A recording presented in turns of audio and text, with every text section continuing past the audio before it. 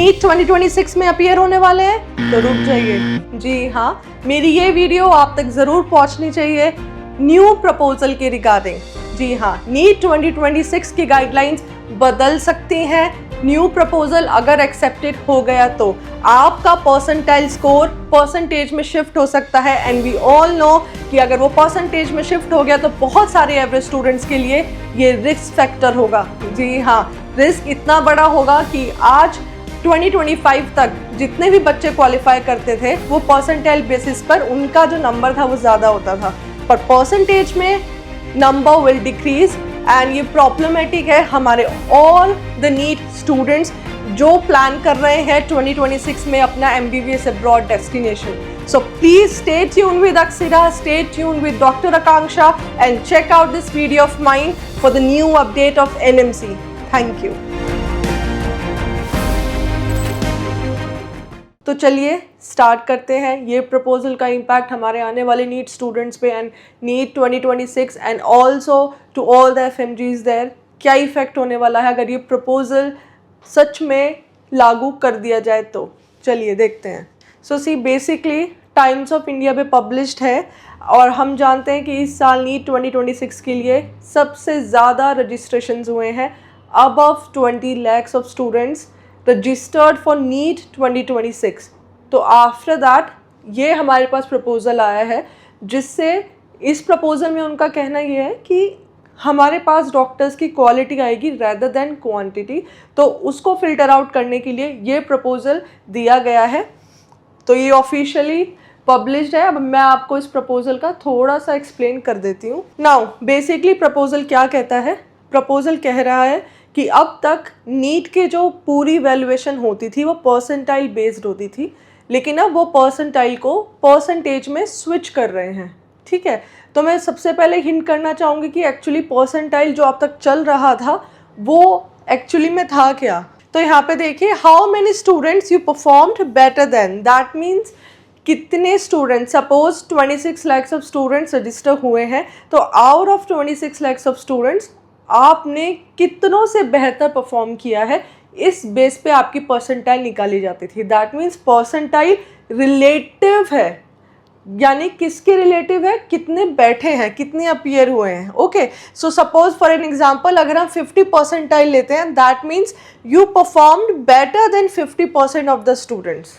ठीक है, 60 परसेंटाइल लेते हैं तो यानी जो आपकी रैंक आई है वो रिलेटिव है कि टोटल रजिस्टर कैंडिडेट्स में से आपने 60% या 50% कैंडिडेट से बेटर परफॉर्म किया है।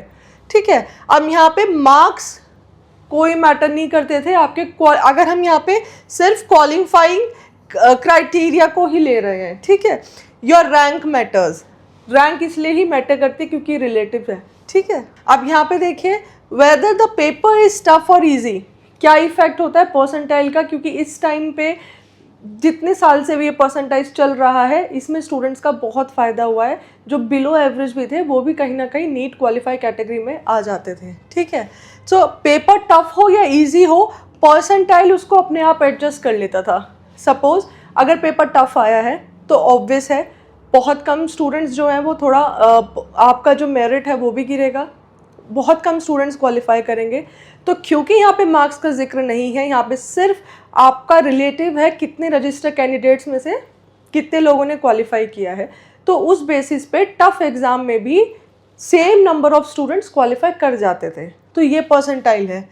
If the paper is tough for everyone still some student will pass, relative system based upon competition, out of this much registered candidates इतने फिर भी पास कर गए हैं। Now moving on to what is percentage, जो अब proposal आया है परसेंटेज पे शिफ्ट होने के लिए, उसमें क्या बोलता है, how much you scored out of total marks. Suppose total marks का हमको पता ही है, नीट का एग्जाम होता है 720। ठीक है, सो एग्जाम्पल अगर 50% क्वालिफाई क्राइटेरिया रखा जाता है, यानी कि आपको आउट ऑफ 720 50% मार्क्स तो स्कोर करने ही करने हैं, नो मैटर व्हाट। पेपर आपका टफ आएगा या इजी आएगा, टफ आएगा तो यहाँ पर अब देखिए पेपर टफ आया तो कम स्टूडेंट्स क्वालिफाई कर पाएंगे 50%, है ना। तो यहाँ से जो नहीं क्वालिफाई कर रहे हैं फिल्टर आउट हो गए। लेकिन परसेंटाइल में 50% का कोई चक्कर नहीं है, सिर्फ क्या दिक्कत है 50% से ऊपर, यानी कि आपकी रैंक मैटर करती है कि इतनी रैंक के बच्चों ने क्वालिफाई कर दिया है।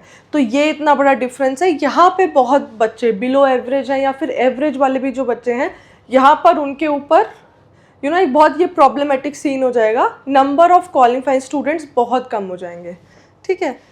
You must score at least half marks. यहाँ पे rank doesn't matter, actual marks matter, यानी 50% है तो 50 आपको स्कोर करना ही है। और परसेंटाइल में आपकी रैंक मैटर करती थी।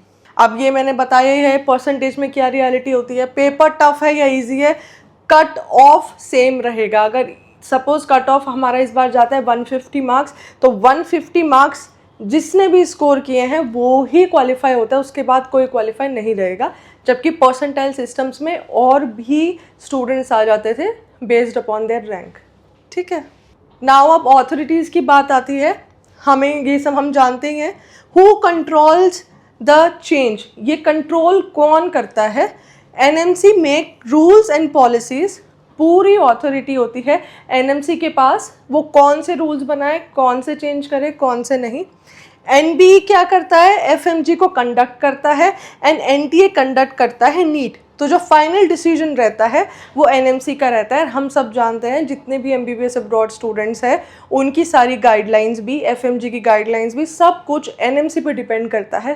तो अगर यहाँ पर एनएमसी नीट के लिए कुछ चेंजेस कर लेता है, अगर प्रपोजल एक्सेप्टेड हो जाता है परसेंटाइल टू परसेंटेज शिफ्ट, तो ये आपके आने वाले एफएमजी रिजल्ट पे भी बहुत बड़ा इम्पैक्ट डालने वाला है। सो नाउ हम एमबीबीएस अब्रॉड के लिए बात करते हैं। अब क्या होगा, 2026 से जितने भी बच्चे एडमिशन्स लेंगे, अगर ये प्रपोजल एक्सेप्ट होता है तो ऑब्वियसली अच्छे स्टूडेंट्स ही क्वालिफाई कर पाएंगे नीट, एंड वो ही क्वांटिटी, उतने ही बच्चे बाहर एमबीबीएस अब्रॉड के लिए जाएंगे या फिर इंडिया में एडमिशन्स देखेंगे, ठीक है। अब यहाँ पे ऑलरेडी स्टूडेंट्स फिल्टर हो गए हैं, अब वो यूनिवर्सिटीज़ में जा रहे हैं। तो ऑब्वियस सी बात है नेक्स्ट आने वाले 6 साल में वही स्टूडेंट्स यहाँ पर अपीयर होंगे एफएमजी के लिए, एंड हो सकता है passing ratio, passing percentage increase हो जाए क्योंकि अपीयर्ड भी कम होंगे, ठीक है। तो हमारा क्या सजेशन है एमबीबीएस स्टूडेंट्स को लेकर? If you have already qualified NEET, your result is valid for 3 years। ये भी गाइडलाइंस है कि आपका जो नीट का स्कोर है, अगर आप ऑलरेडी क्वालिफाइड हैं तो वो 3 years के लिए वैलिड है। अब सजेशन क्या है? नीट 2026 पता नहीं, अभी 3 मई को है, 3 मई तक क्या चेंजेस आ जाएं, प्रपोजल अगर एक्सेप्ट हो जाता है तो। सो माय सजेशन इज़, अगर आपके पास ऑलरेडी आपका वैलिड क्वालिफाइड स्कोर है, नीट स्कोर है, तो आप गाइडलाइंस को चेक करते हुए कहीं ना कहीं अपना प्लान बी एक्टिव रखिए और उस प्लान बी को एग्जीक्यूट कीजिए, क्योंकि यहाँ पे गाइडलाइंस कुछ भी आ सकती है। ये भी आ सकता है कि इस साल जो बच्चे एमबीबीएस अब्रॉड यानी कि बाहर जाने के लिए भी एडमिशन लेना चाहते हैं, उनके लिए भी परसेंटाइल नहीं परसेंटेज के बेसिस पे ही एडमिशन होगा। तो देन आपका वो नीट स्कोर भी कहीं ना कहीं इनवैलिड ना हो जाए। तो उससे पहले एटलीस्ट आप अपना एडमिशन लेटर तो रख लीजिए जहाँ पर भी आपको लेना है। एंड यूनिवर्सिटी की चेकलिस्ट कैसे आप चेक करेंगे अप्रूवल्स, वो मेरे चैनल पे आपको बहुत वीडियोस मिलेंगी, ठीक है। एनएमसी रिकॉग्निशन है या नहीं है, FMG passing ratio, clinical exposure, उसके बाद आप अपना एडमिशन लीजिए। सो माय सजेशन इज़ आप ये स्टेप ले लीजिए। कभी भी अप्रूवल के बाद कोई भी गाइडलाइंस एनएमसी निकाल सकता है। हर दिन कुछ ना कुछ झटके आ ही रहे हैं, कभी हमारे एफएमजी के लिए, कभी अब हमारे नीट स्टूडेंट्स के लिए भी आ जाएगा, तो ये बहुत प्रॉब्लमेटिक रहेगा। Okay, so that's all. मेरे साथ ऐसी और भी न्यू अपडेट्स के साथ जो आपके करियर के लिए बहुत ज़रूरी है, बने रहिएगा। Stay connected with Akshira, stay connected with Akanksha. Thank you.